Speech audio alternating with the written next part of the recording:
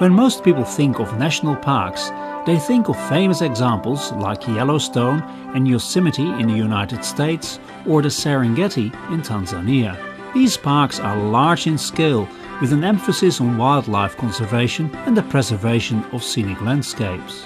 Human activity and presence is restricted and regulated, and people are mainly visitors. This does not imply that nature in these places has been untouched by humans.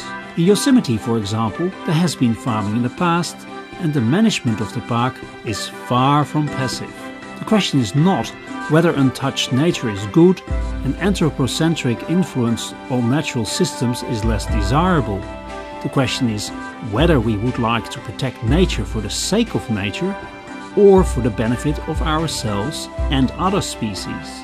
It is a question of grades of human interference and impact, not one of untouched nature.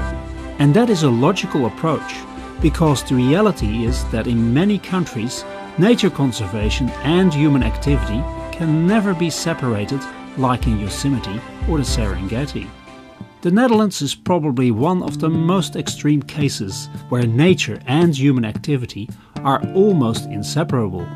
About half of the country is at or below sea level, and most of the land area has been reclaimed or drained. As a result, the landscape of the Netherlands is mostly the product of human intervention. Therefore, the Dutch landscape can be best described as a cultural artifact.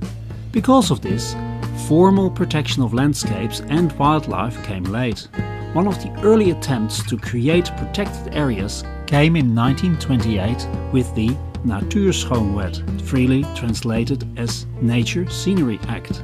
This act was mostly about protecting country houses set in park-like settings.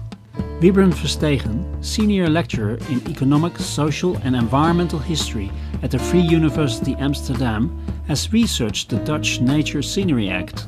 In a recent article published in the Forest History Society's magazine Forest History Today, he discusses the Dutch Scenery Act in an international perspective.